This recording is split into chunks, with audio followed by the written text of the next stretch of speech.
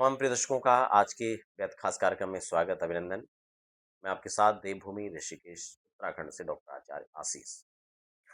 आज मैं उन लोगों के लिए खासकर बात करने वाला हूँ जिनके ऑपरेशन के द्वारा जिनके बच्चों का जन्म होने वाला है। वो माता पिता जो तमाम डेट सर्च कर रहे हैं और जानना चाह रहे हैं कि कौन सी तिथि अच्छी रहेगी, यानी कौन सा डेट अच्छा रहेगा। आपको मैं सबसे पहले बता दूं कि केवल डेट नहीं, सारा ज्योतिषीय गणना समय के अनुसार होता है। और सिर्फ डेट पर काम ना करें, आप समय पर ध्यान रखें, क्योंकि इसी से सभी चीजें क्लियर हो पाएंगी, चाहे वो योग हो चाहे दुर्योग।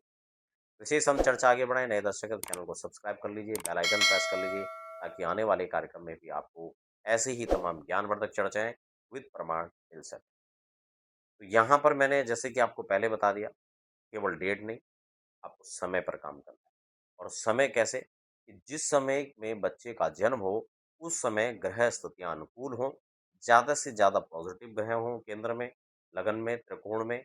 और कितने भी राजयोग बन जाएँ, अगर लग्नेश की स्थिति अगर वीक है, तो ये राजयोग भी खत्म हो जाएगा। इसलिए लग्नेश को विशेषकर आप फ़ोकस करें। सूर्य और चंद्रमा जिस पर लगभग काम किया जा सकता है बेहतर रूप से, उसको सही करने का प्रयास करें। मांगलिक आदि, नक्षत्र आदि, मूल आदि ये जो मूल नक्षत्र आदि में जन्म ना हो, इस पर विशेष ध्यान रखें। और ऐसे दुर्योग कुंडली में न पड़ें जो पूरे जीवन काल में आप उसी पर कोस करें कि काश ये योग ना आता तो फिर अच्छा होता। कैसे राजयोग बन सकते हैं, कैसे अच्छे से अच्छे योगों में बच्चे को जन्म दिया जा सकता है, इसके लिए आप ज्योतिषीय दृष्टिकोण से इस पर काम कर सकते हैं। हालाँकि इसको लेकर विस्तार से मैंने एक पहले भी वीडियो बनाई है, आप उसको भी जाकर देख सकते हैं, उस पर देख सकते हैं कैसे योगों पर काम होता है। आप अपने जो तत्कालिक लोकेशन है जहाँ पर डिलीवरी होनी है, वहाँ पर उसके सूर्योदय के अनुसार आप काम करें। एक सटीक लगन का चयन करें, यानी एक सही लगन का, एक सही समय का चयन करें, जिस पर बच्चे के जन्म होने से बच्चा भाग्यशाली हो, साथ ही साथ माता-पिता अपने परिवार के लिए वो अच्छा रहे, शिक्षा के लिए अच्छा रहे, आगे आने वाले करियर के लिए अच्छा रहे। इन सब तमाम चीज़ों के तमाम भावों को आप जो है इसमें चेक कर सकते हैं। एक चीज़ मैं और भी यहाँ पर आपको क्लियर कर दूँ, कई बार हमें लगता है हम सब कुछ हमारे हाथ में हो जाए, ऐसा नहीं है। ज्योतिष है और ज्योतिषी संभावनाओं के हिसाब से आप इसको वर्क कर सकते हैं। अच्छे से अच्छे समय का चयन कर सकते हैं।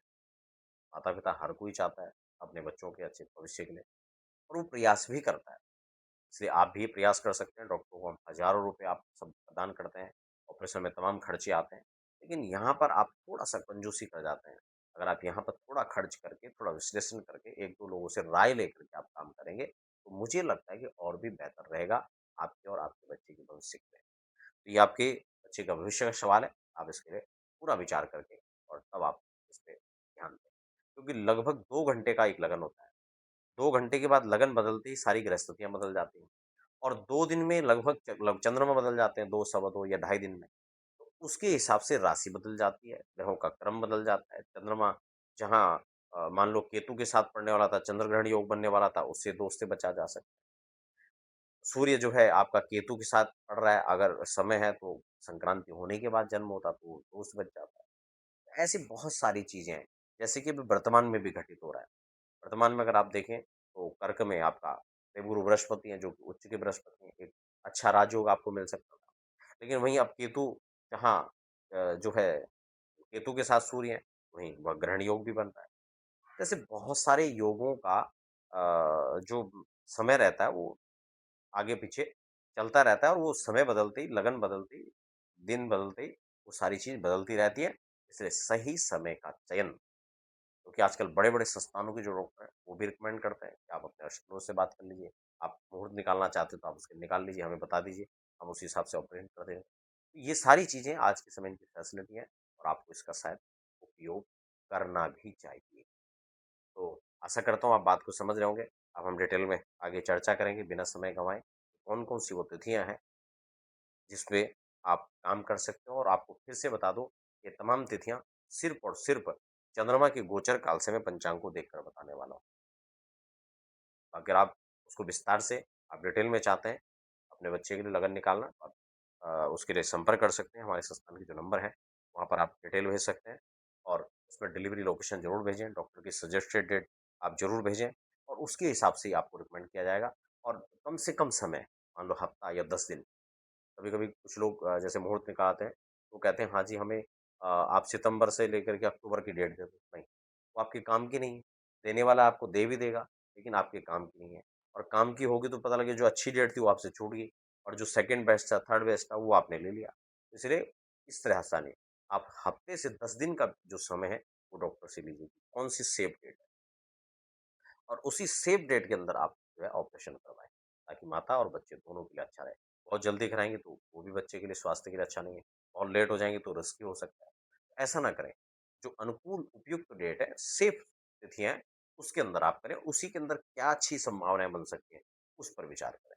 आइए हम अब चर्चा करते हैं सितंबर से और दिसंबर पर्यंत की तिथियाँ, कौन-कौन सी तिथि, कौन-कौन सी डेट कैसे रहेंगे उस पर चर्चा करते हैं। करवाना है तो सितंबर से हम बात करें तो यहाँ पर 3 सितंबर को पहला ऑप्शन आपके पास रहेगा जब बृहस्पति सप्तमी में कृतिका का संयोग रहेगा, है ना? ये आपके लिए अच्छा ऑप्शन हो सकता है। 4 तारीख को यानी 4 सितंबर को वृष राशि के चंद्रमा जब रोहिणी में रहेंगे, अष्टमी हाँ, अष्टमी और शुक्रवार, ये तिथि भी आपके लिए अच्छी हो सकती है। कर्क के चंद्रमा जब पुष्य में रहेंगे, मंगलवार द्वादशी रहेगा, तो ये ऑपरेशन के दृष्टिकोण से भी और बच्चे के जन्म के दृष्टिकोण से भी कर्क के चंद्रमा को यहाँ पर अच्छा माना जाएगा। क्योंकि वृष राशि में चंद्रमा उच्च के होते हैं और कर्क राशि में चंद्रमा स्वग्रही होते हैं। तो दोनों स्थितियाँ आपके लिए अच्छी हो सकती हैं। अगला यहाँ पर है कन्या, क्योंकि सिंह में फिर यहाँ पर अच्छी स्थिति नहीं, आप सब समझते हैं। अब यहाँ पर जो है कन्या और तुला, इसमें आपका 12-13 ठीक है?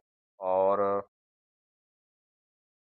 15 ये सिर्फ़ मैं चंद्रमा के हिसाब से आपको बता रहा हूँ, ठीक है? आप इसको कर सकते हैं। और उसके बाद धनु में जब चंद्रमा का संयोग है आपका 20 और मकर में 22, 20 और 22 आप ये भी ऑप्शन में ले सकते हैं। उसके बाद आपका सीधा अक्टूबर में चले जाते हैं, क्योंकि फिर मीन आदि के आ जाएँगे तो यहाँ पर आपका विष-दोष आदि बनेगा, तो ये तिथि ठीक नहीं रहेगी। अक्टूबर में आपका 1 और 2 अक्टूबर, फिर आपका 5 अक्टूबर, फिर 12 अक्टूबर, फिर आपका 19, 20 और 29। फिर अगर हम नवंबर में जाएँगे तो 1 नवंबर, 4 नवंबर, 6 नवंबर, ये सिर्फ़ चंद्रमा के हिसाब से बता रहा हूँ, इसको मैं फिर से आपको एक बार बता देता हूँ, है ना? और उसके बाद 14 और 16 आपका 23-24 ठीक है ना? ये ठीक रहेगा और 27 और 29 फिर दिसंबर में चले जाते हैं जिसमें 1, 3, 4 और 5 दिसंबर और फिर आगे बढ़ें तो 11 दिसंबर इसमें धनु के चंद्रमा और फिर 12 में मीन के चंद्रमा रहेंगे और आगे बढ़ेंगे तो 21 तारीख इसमें वृष के चंद्रमा हो जाएंगे, इसमें भरणी नक्षत्र रहेगा, इसमें आप विशेष परिस्थितियों तो ले सकते हैं तो अवॉइड भी कर सकते हैं। 22 और 23 दिसंबर और 25, 26, 29, 30 ये दिसंबर तक का आपके पास एक उपयुक्त समय है। तो इनमें से आप डेट चयन कर सकते हैं और ख़ास बात कि सिर्फ डेट नहीं, प्रॉपर उस लगन पर आप काम करें, जिस पर बच्चे के जन्म कुंडली में एक अच्छा राजयोग बने, दुर्योग कम से कम बने। तो फिलहाल के लिए हमें दीजिए इजाज़त, आप बने रहें।